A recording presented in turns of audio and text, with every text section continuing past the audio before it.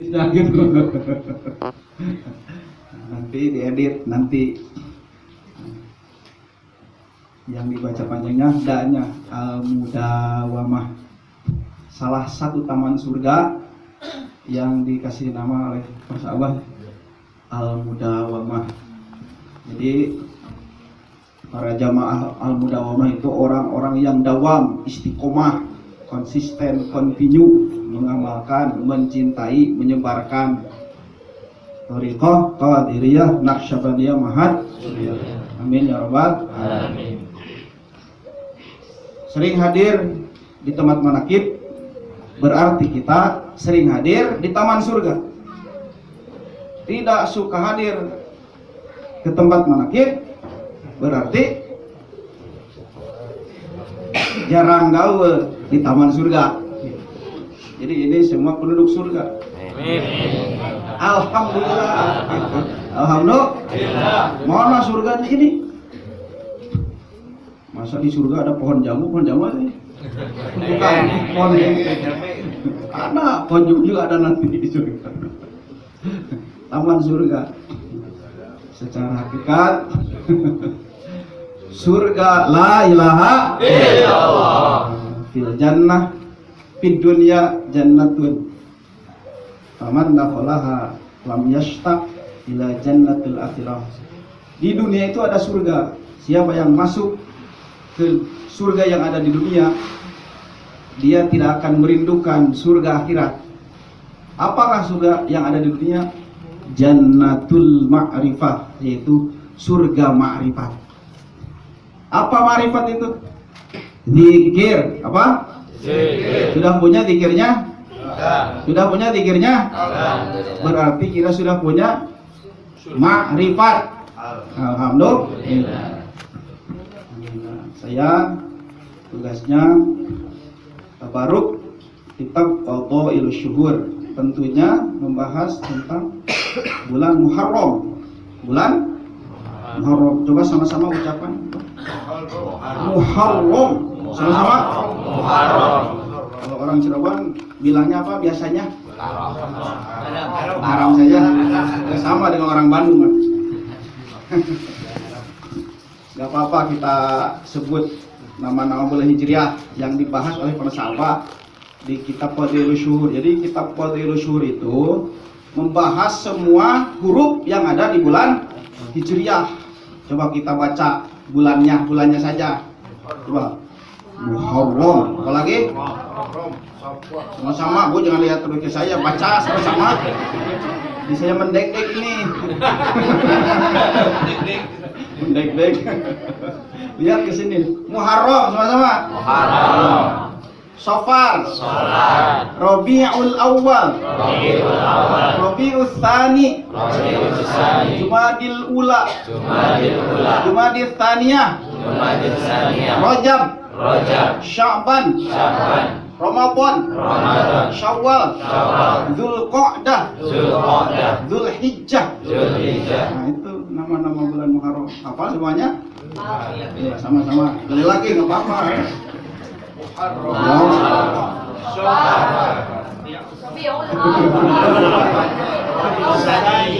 Jumadil Ula, Jumadil Tsaniyah, Rajab, Sya'ban, Ramadan, Syawal, Dzulqa'dah. Kalau di Bandung mah gini, sama enggak ya dengan orang Cirebon? Muharram, Safar, Mulu, Selim, Mulu, Jumadil Awal, Jumadil Rajab, Rewah, Puasa, Syawal, Hapit, Reagung. Sama. Beda. Sama ya. Muharram.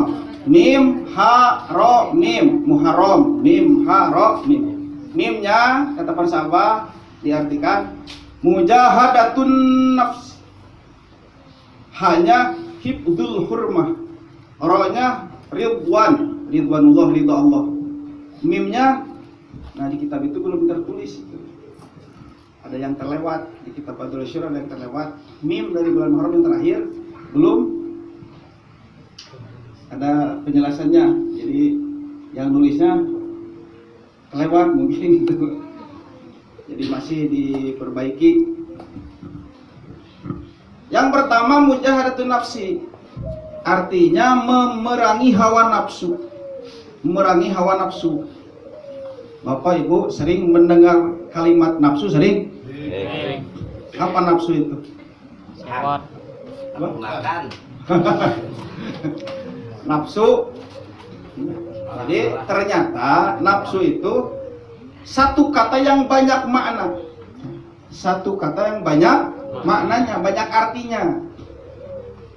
Karena di dalam Al-Quran atau hadis atau sabda para ulama, nafsu itu tidak hanya harus diperangi, tapi nafsu juga harus dibersihkan, harus dibawa zikir, harus dibakar. Jadi apa nafsu itu apa? Ya nggak tahu saya juga. Yang pertama harus diperangi, mujahadatun nafsi. Dari hadis kanjeng Nabi sallallahu alaihi wasallam, raja'na minal jihadil asghar ila jihadil akbar. Setelah kanjeng Nabi dan para sahabat perang Tabuk, melaksanakan perang Tabuk. Selesai perang Tabuk, di perjalanan pulang ke Madinah, kanjeng Nabi bersabda, kita pulang dari perang yang kecil menuju perang yang besar. Para sahabat, apa itu? Soal ruas. Apa itu ruas? Kaget. Dek, menggulang. Ruas kaget. Ya Rasul, tadi itu perang Tabuk itu besar. Capek. Karena perang yang dilaksanakan di musim kemarau. Apakah kita menuju perang yang besar itu apa ya Rasul? Kata Rasulullah SAW, perang yang lebih besar adalah jihadun nafsi, memerangi hawa nafsu. Jadi dari hadis itu ada istilah mujahadatun nafsi, memerangi nafsu. Jadi nafsu itu harus diperangi. Nafsu yang mana? Nafsu yang menjadi musuh. Karena yang diperangi itu apa? Musuh. Mana nafsu? Bisa nggak kita nunjuk nafsu? Bapak Ibu tahu ruh? Tahu nggak? Pernah lihat ruh? Ruhnya dibawa ke sini semuanya ada? Dibawa mana? Ini aja ada gitu. Nafsu, ruh, akal adalah makhluk Allah, ciptaan Allah yang tidak terlihat oleh mata kita, tapi bisa kita rasakan. Yang harus diperangi adalah nafsu yang menjadi musuh kita, yang tentunya selalu mengajak atau memerintahkan pada kebaikan, kepada dosa. Berbuat dosa atau melakukan hal-hal yang mengganggu ibadah. Mana diantaranya hal-hal yang mengganggu ibadah? Terlalu banyak makan, terlalu banyak tidur, terlalu banyak bercinta. Ya. Bapak bercinta. Terlalu banyak makan boleh, tapi jangan terlalu, karena kebanyakan makan bukan kuat, bukan bertambah tenaga. Jadi leles, lemah, lesu, melehoi. Kalau anak kecil mah nggak apa-apa. Kalau orang Sunda bicara gini, orang tua orang Sunda ke anak kecil suka bicara seperti ini. Cing gede dahar teh ngarah jag-jag. Kumaha cenah?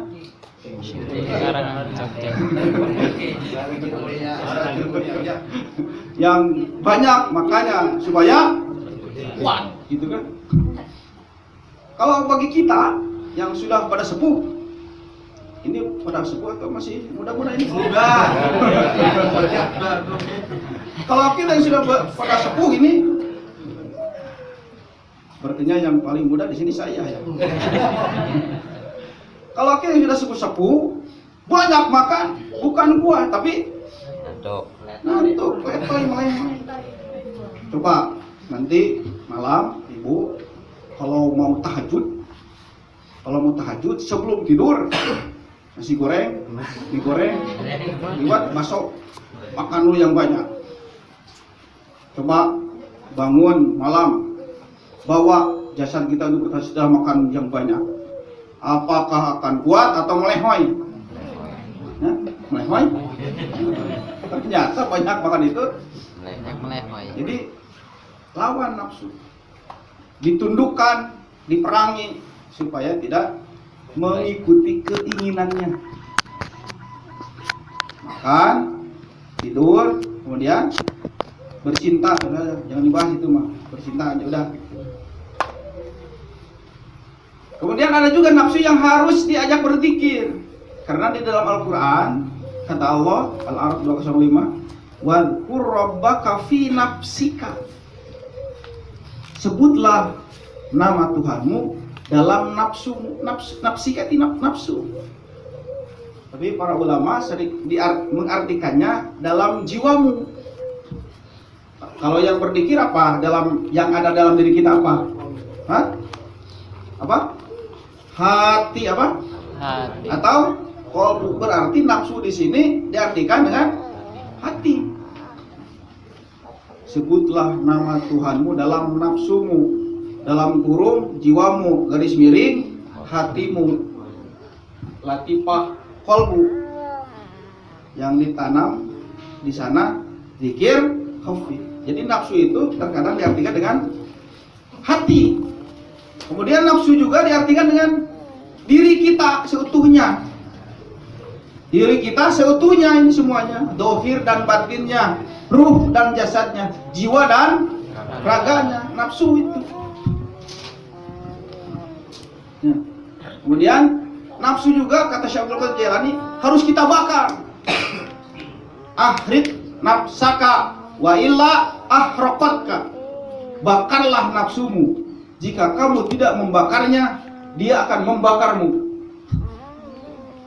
Gimana? Bakarlah nafsumu.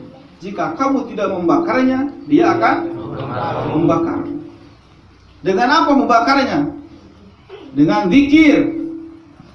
La ilaha illallah. Setan, iblis tidak takut dengan api. Api udut. Api korek api, ya api yang ada di dunia. Dia tidak takut karena dia juga terbuat dari api. Tapi dia ngaku, saya hanya takut dengan api zikir.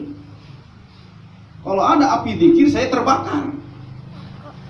Api zikir la ilaha illallah. Sudah punya api, semuanya api. Sudah ditalkin. La ilaha illallah itu untuk membakar setan. Jadi nafsu juga harus dibakar dengan api la ilaha illallah. Kemudian nafsu juga diartikan dengan keinginan. Nafsu makan, nafsu apa lagi? Nafsu tidur, nafsu apa lagi? Nafsu bercinta, nafsu apa lagi? Ada enggak nafsu sholat? Nafsu sholat ada enggak? Pernahkah bapak ibu termasuk saya tidak kuat ingin sholat, pernah enggak? Bolak-balik sana kemari. Kenapa mas? Tidak mau diam? Sudah tidak pas saya mau sholat. Pernah enggak? Bisa can pernah ya. Kalau makan pernah? Ingin dicari atau di online itu di kebun. Nafsu juga, keinginan juga nafsu. Yang disambungkan dengan kalimat syahwatun nafsi atau hawa nafsu. Yang jelas, yang namanya nafsu harus kita bawa untuk taat kepada Allah Subhanahu wa ta'ala. Boleh mengikuti nafsu tapi dengan keinginan yang ada batasnya, yang dihalalkan dan ada batasnya. Jangan berlebihan, kan? Mujahadatun nafsi. Yang kedua hifdzul hurmah. Belum tamat, satu lagi. Sering kita sebut juga bahwa nafsu itu nombak gitu ya. Kalau orang sudah sering bicara gini, memberi nafsu tuh, lempangna. Hah? Memberi nafsu atuh ngomongna. Jangan sambil marah, maksudnya gitu. Jadi nafsu itu terkadang diartikan dengan marah. Nafsu itu, kamu nafsu banget, kenapa kamu? Maksudnya marah. Karena memang awalnya nafsu itu ammaroh. Marah itu sebenarnya arti marah itu dari ammaroh, memerintah pada kejelekan. Tapi marah di sini mungkin godob artinya kemarahan. Kenapa ada kemarahan? Karena ada kesombongan. Karena ada kesombongan. Jadi yang sombong itu nafsu. Apa sombong itu? Sombong apa? Tahu nggak? Sombong? Sama-sama. Mudah-mudahan itu yang hafal nanti pulang. Apa itu? Apa itu sombong itu? Yang tadi. Batul hak, pembunas gitu. Batul hak, menolak kebenaran. Orang sombong itu tidak mau dibenarkan. Dikasih nasihat tidak mau. Jangan atur saya, pilih kamu saja sendiri, jangan atur saya. Orang sombong tidak mau diluruskan, tidak mau menerima nasihat, sombong. Bogong tunas dan ke orang lain suka menghina. Yang jangkung, yang tinggi dihina, apalagi yang pendek. Yang ganteng dihina, apalagi yang jelek. Yang putih dihina, apalagi yang coklat. Kayak kita semua pada coklat sebenarnya kan sama. Kemudian yang kaya juga dihina, apalagi yang miskin. Bagi orang yang sombong, dia sepertinya dia tidak bisa untuk memuji orang lain, selalu menghina, merendahkan orang lain. Jadi seolah-olah dia berdiri di atas gunung, melihat orang lain semuanya semut. Melihat orang semuanya, dia sendiri di atas gunung, melihat orang lain semut semuanya. Kaletik, siram kumpul, semuanya semut. Padahal yang dibawa, yang dia katakan semut, tunjuk ke dia. Itu ada semut sendiri di atas. Dia nyebut semut ke orang banyak nyebut semut. Dia ke dia sendiri. Sama-sama tadi dikatakan kita jangan sombong, tadi dibaca ayatnya di Pangresa Yai Kori Gus Ketum itu Gus Dur, maksudnya Gus Abdul Kholik, jadi disingkat jadi Gus Dur. Yang baca surat An-Nazi'at tadi, a'atum asyaddu khalqan amis sama ubana. Apakah kalian itu hai manusia yang sombong-sombong seperti Firaun? Itu dalam rangka menceritakan Firaun itu ayat itu. Firaun sombong sehingga dia berkata, saya adalah Tuhan yang paling tinggi, gitu kan. Iblis kalah sama Firaun dalam kesombongan. Iblis tidak berani nyebut Tuhan pada dirinya sendiri karena dia tahu bahwa Tuhan itu Allah. Tapi Firaun manusia yang tidak apa-apanya dibandingkan dengan iblis, dia berani nyebut dirinya sebagai Tuhan. Kata Allah, a'antum asyaddu khalqan amis sama'u banaha. Apakah kalian hai manusia makhluk yang paling kuat, atau yang kuat itu, yang lebih kuat itu langit yang kokoh? Kita dibandingkan dengan langit, kira-kira seperti apa? Tidak ada apa-apanya. Langit besar, tidak sombong, kata Allah. Kita semua kecil, kenapa kamu sombong gitu? Jadi ayat itu teguran untuk kita, jangan sombong. Yang sombong itu nafsu. Insya Allah kita semua dengan belajar zikir la ilaha illallah terus